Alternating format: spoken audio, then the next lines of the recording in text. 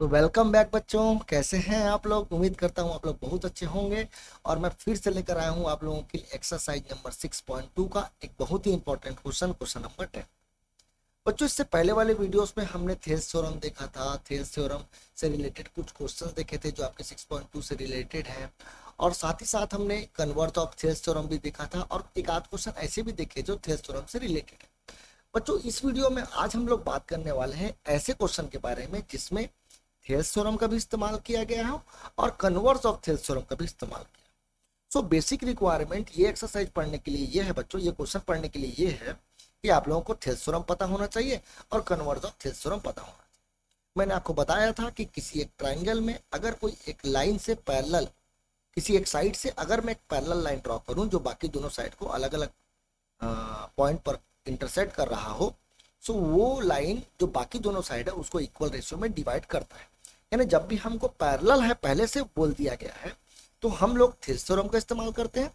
और अगर मान लो हमको बोला गया है प्रूफ करने के लिए, पैरेलल प्रूफ करने के लिए, सो उस कंडीशन में हम लोग कन्वर्स ऑफ थेल्स थ्योरम का इस्तेमाल करते हैं। ये मैं आपको बहुत इंपॉर्टेंट बात बार बार बोलता हूं बच्चों, इसको आप लोगों को ध्यान रखना है कि अगर आपको पैरेलल प्रूफ करना है सो आप लोग कन्वर्स ऑफ थेल्स थ्योरम का इस्तेमाल करेंगे। और अगर आपको पैरेलल पहले से ही बोल दिया गया है तो आप थेल्स थ्योरम का इस्तेमाल करेंगे। देखिए यहां पर ये जो क्वेश्चन मैंने लिखा है, इस क्वेश्चन में डायरेक्टली तो आप लोगों को ये नहीं बोला गया है कि पैरेलल प्रूफ करना है, लेकिन क्वेश्चन को अगर आप लोग ध्यान से पढ़ेंगे, देखिए क्वेश्चन में क्या लिखा है ना, द डायगोनल ऑफ क्वाड्रिलेटरल, हमारे पास एक क्वाड्रिलेटरल है जिसका नाम है ABCD, intersect each other at O, यानी डायगोनल है एबीसीडी के दो डायगोनल है, एक एसी है और एक बीडी है, जो इंटरसेक्ट हो रहा है कहां पर? ओ पर। और बोला गया है कि ए ओ अपॉन बी ओ जो है वो बराबर है सी ओ अपॉन डी। ये पहले से ही बोल दिया गया। याद कीजिए बच्चों, हमने इससे पहले क्वेश्चन नंबर 9 भी पढ़ा था। क्वेश्चन नंबर 9 जो है ना बच्चों, ये जस्ट उसका उल्टा है। उस क्वेश्चन में बोला गया था कि एबीसीडी ट्रेपेजियम है और प्रूफ करने के लिए बोला गया था कि जो डायगोनल है वो एक दूसरे को इक्वल रेशियो में डिवाइड करता है। ये बहुत ही इंपॉर्टेंट क्वेश्चन था बच्चों। अगर आपने वो वीडियो नहीं देखा तो सबसे पहले वो वीडियो जाकर के देख ले, क्योंकि एग्जाम में अधिकतर पूछा जाता है वो क्वेश्चन। इस क्वेश्चन में बोला गया ये है कि डायगोनल जो है वो इक्वल रेशियो में डिवाइड हो रहा है, यानी ए ओ अपॉन बी ओ जो है वो सी ओ अपॉन डी ओ के बराबर है। अब हमको क्या प्रूफ करने के लिए बोला गया है? प्रूफ करने के लिए बोला गया है कि एबीसीडी जो है वो ट्रेपेजियम है। सो अगर बच्चों एबीसीडी को ट्रेपेजियम प्रूफ करना है, देखिए कोई भी क्वाड्रिलेटरल जो होता है बच्चों वो ट्रेपेजियम कब होता है? तो कोई भी क्वाड्रिलेटरल ट्रेपेजियम तब होता है जब उसके एक पेयर अपोजिट साइड के जो होते हैं वो पैरेलल है ना, एग्जैक्टली वन जो पेयर हो वो पैरेलल होना चाहिए। यानी कि ए बी जो है अगर मैं सी डी के पैरेलल प्रूफ कर दूं तो ये ट्रेपेजियम हो जाएगा। यानी कि फाइनली मेरे को ए बी को पैरेलल प्रूफ करना है सी डी के, यानी पैरेलल प्रूफ करना है। तो पैरेलल प्रूफ करना है तो मैं किसका इस्तेमाल करूंगा? कन्वर्स ऑफ थेल्स थ्योरम का इस्तेमाल करने वाला हूं। चलिए देखते हैं। सबसे पहले तो हम लोग फिगर ड्रॉ करते हैं। देखिए अगर हमको ट्रेपेजियम प्रूव करने के लिए बोला गया है तो ये पक्का बात है कि ये ट्रेपेजियम है, इसलिए मैं ट्रेपेजियम ड्रॉ कर रहा हूँ। लेकिन मैं इसको ट्रेपेजियम मानूंगा नहीं ना, मैं इसको ट्रेपेजियम मान नहीं रहा हूं। मैं बोल रहा हूं कि ये क्वाड्रिलेटरल है और लेकिन मैं इसको बना रहा हूं ट्रेपेजियम, क्योंकि ट्रेपेजियम जो होता है ना बच्चों वो भी एक प्रकार का क्वाड्रिलेटरल होता ही है। सो यहाँ पर मैं नाम दे देता हूं, चलो ए बी सी डी। अब ये क्वाड्रिलेटरल है और इसके दो डायगोनल है, तो चलिए हम लोग डायगोनल भी ड्रॉ कर लेते हैं। यहाँ पर मैंने ड्रॉ कर दिया एक डायगोनल जिसका नाम है बी डी, और यहाँ पर मैंने ड्रॉ कर दिया दूसरा डायगोनल जिसका नाम है ए सी। और ये दोनों मीट हो रहे हैं कहाँ पर बोला गया है? तो ओ पर ये मीट हो रहे हैं, तो इस पॉइंट को मैं नाम दे देता हूँ ओ। क्वेश्चन में बोला गया बच्चों, ये बहुत इंपॉर्टेंट लाइन को ध्यान देंगे, ए ओ अपॉन बी ओ बराबर है सी ओ अपॉन डी।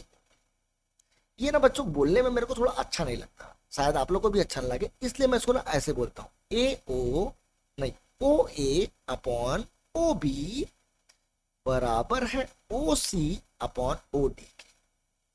अब देखिए बच्चों, इसको ना हम लोग ओ सी को नीचे कर सकते हैं और ओ बी को ऊपर कर सकते हैं। ये क्यों कर रहे हैं? सो ये भी अपने कन्वीनियंट के लिए कर रहे हैं बच्चों, कन्वीनियंस के लिए कि ओ ए अपॉन ओ सी। देखिए ओ ए को देखिए, ओ ए और ओ सी ये एक ही डायगोनल के दो हिस्से हैं। सो दोनों हिस्से को मैं एक साथ लिख रहा हूं, ओ ए अपॉन ओ सी। और ओ बी को अगर मैं ऊपर कर दूं तो O B upon O D, so O B upon O D, ये भी एक डायगोनल है, बी डी उसका एक हिस्सा है। तो ये बोलना ज्यादा आसान लगता है, तो मान लेते हैं चलो ये गिवन है हम लोगों को भी। अब देखिए बच्चों, हमको प्रूफ करना था इसको ट्रेपेजियम, और ट्रेपेजियम प्रूफ करने के लिए अपन एक काम करते हैं। सबसे पहले तो हम लोग एक लाइन ड्रॉ करते हैं। कैसे लाइन ड्रॉ करेंगे? सो ओ से एक लाइन ड्रॉ करते हैं कुछ इस प्रकार से, और बोल देते हैं कि ये जो ओ ई है उसको मैं ड्रॉ कर रहा हूं सी डी के parallel. Let O E is parallel to C D, या ड्रॉ लिख लेंगे हम लोग, लेट लिखने की जरूरत नहीं है। Draw draw O E parallel to C D, O E जो है वो पैरेलल है सी डी। अब बच्चों अगर मैं मान लेता हूं, चलो ध्यान से देखना ना, मैं यहां से इसको मिटाता हूं। अब देखिए आप लोगों को एक ट्राइंगल नजर आ रहा, जिस ट्राइंगल का नाम है ए सी डी। इस ए सी डी ट्राइंगल को अगर आप लोग ध्यान से देख रहे होंगे तो इस ए सी डी में सी डी के पैरेलल मैंने एक लाइन ड्रॉ कर दिया है यहां पर, जिसका नाम है ओ ई। और अगर ये लाइन और ये लाइन दोनों लाइन पैरेलल है तो ये बाकी दोनों साइड को इक्वल रेशियो में डिवाइड करेगा, ये तो हमने थेरेस थ्योरम में पढ़ा था। सो लिख लेंगे in triangle A C D, हमारे पास एक ट्राइंगल है ए सी डी, इस ट्राइंगल में ओ ई जो है वो सी डी के पैरेलल है। अगर ओ ई सी डी के पैरेलल है देन बाई थेरेस थ्योरम, अब हम लोग थेरेस थ्योरम लगाएंगे यहाँ पर। तो देखिए यहाँ पर थेरेस थ्योरम लगाएंगे तो हमको क्या मिलेगा? हमको मिलेगा ए ई अपॉन ई डी बराबर हो जाएगा ओ ए अपॉन ओ सी के। अब देखिए अगर इसको मैं इक्वेशन नंबर 1 बोल दूं बच्चों मान लो, और इसको इक्वेशन नंबर 2 बोल, ध्यान से देखना ना, ये ओ ए अपॉन ओ सी किसके बराबर था? यहाँ पर ए ई अपॉन ई डी के बराबर था। यहाँ पर ओ ए अपॉन ओ सी किसके बराबर था? So O B upon O D के बराबर था। यानी कि बाई 1 एंड 2, 1 और 2 से देखो ये भी ओ ए अपॉन ओ सी के बराबर, ये भी ओ ए अपॉन ओ सी के बराबर, यानी कि O B upon O D बराबर हो गया किसके? ए ई अपॉन ई डी के। अब देखिए बच्चों ना, यहां पर जो मैंने एक लाइन ड्रॉ मिटाया था उस लाइन को मैं फिर से ड्रॉ कर रहा हूं, कुछ इस प्रकार से था हमारा लाइन ये वाला, ठीक। अब देखिए मैं क्या कर रहा हूं, अब यहाँ पे तो थोड़ा सा मिटा रहा हूं ताकि आप लोगों को थोड़ा पता चले ठीक से।